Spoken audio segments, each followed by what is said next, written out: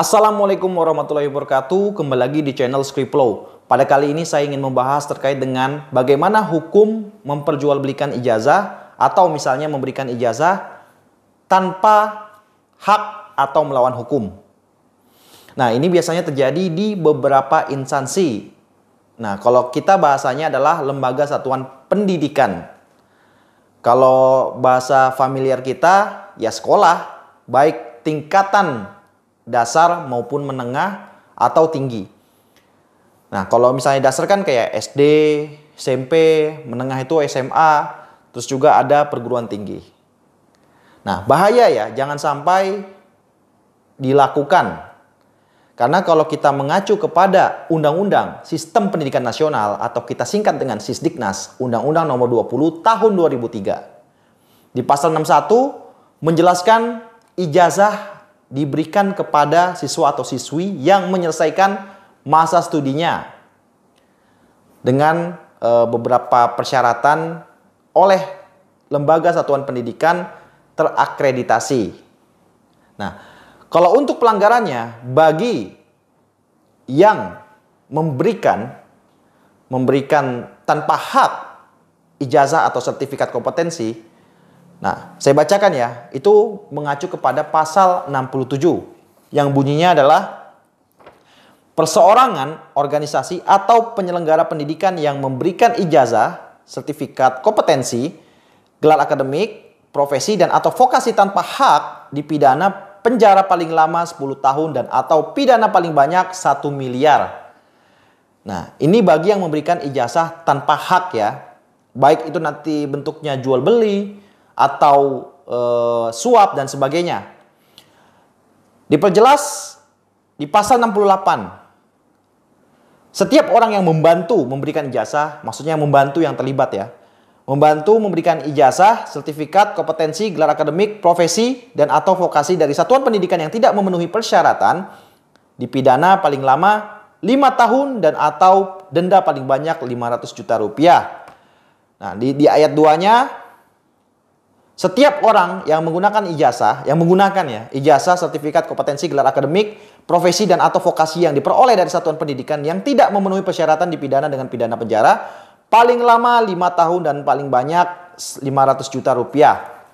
Otomatis dari hal ini, misalnya dari sekolahnya itu, dia memberikan ijazah, dia juga dapat dijerat hukum. Sama halnya dengan orang yang menggunakan ijazahnya juga. Itu juga sama. Bukan berarti yang dijerat itu hanya lembaga pendidikannya aja. Tapi bagi orang yang menggunakan ijazah tanpa melewati jalur-jalur yang telah ditetapkan. Nah, nanti kan persyaratannya apa aja sih? Itu lagi-lagi tergantung daripada aturan turunannya. Misalnya peraturan pemerintah, peraturan Permendikbud, atau peraturan lainnya. Itu silahkan nanti di cross check lagi. Yang jelas kalau misalnya aturan untuk mendapatkan ijazah, kalau SD, SMP, SMA harus UN, harus berapa tahun, ya sudah berarti ikuti jalur itu. Jangan sampai kalian misalnya, wah saya mau melewati UN-nya nih, saya nggak mau ikutin UN-nya tapi saya mau dapat ijazahnya, gimana nih, mentang-mentang orang kaya, dia bayarkanlah kepada sekolah. Mungkin sekarang tidak ketahuan, tapi nggak ada yang tahu ya. Suatu saat ternyata dibongkar dan pada akhirnya dia terlibat penggunaan ijazah tanpa hak. Sama juga di perguruan tinggi begitu juga.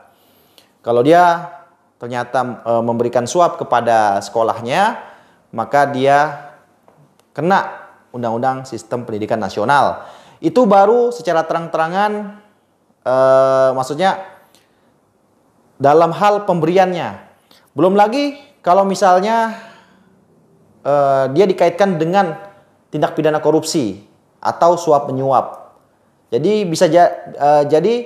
bisa dikenakan pasal berlapis. Kalau misalnya itu adalah sekolah negeri, maka dari orang tersebut dapat dikenakan tindak pidana korupsi.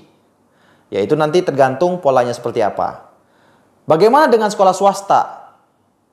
Kalau sekolah swasta, ketika misalnya ada hal yang dilakukan seperti itu, jual beli ijazah, otomatis kan di situ ada suap menyuap, ya. Nanti mungkin bisa dijelaskan bagaimana dinamikanya seperti apa. Bagi yang pernah mengalami atau melihat kejadian seperti itu. Kalau misalnya dia instansi swasta, maka bisa dijerat dengan Undang-Undang Nomor 11 Tahun 1980 di pasal 2 dan 3, dijerat pidana paling lama 3 tahun atau membayar denda 15 juta rupiah. Nah, jadi kalau misalnya contoh, seorang siswa atau siswi dia membeli ijazah, otomatis kan disitu kesepakatan. Kesepakatannya adalah sama-sama enak. Anda tidak cepu, saya menggunakan ijazahnya. Tapi saya memberikan uang kepada Anda. Ya tetap di situ bisa dikenakan pasal berlapis, ya, antara dia tentang suap, ya, undang-undang tentang suap, dan juga undang-undang sistem pendidikan nasional.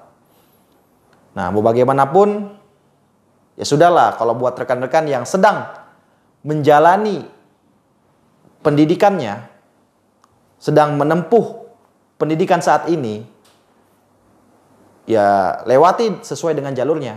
Tidak perlu terburu-buru, tidak perlu secara insan dia harus ya gimana caranya dia menggunakan ijazah dengan cepat gitu. Ya sabar. Pokoknya kita harus sabar, lewati alurnya. Apalagi kalau misalnya buat mahasiswa pakai menggunakan joki skripsi, ya itu silakan. Kalau secara hukumnya ya mungkin itu nanti masing-masing diskusinya seperti apa. Saya kira itu saja. Barangkali kalau ada yang ingin diskusi mengenai hal ini, bisa diisi di kolom komentar. Terima kasih. Wassalamualaikum warahmatullahi wabarakatuh.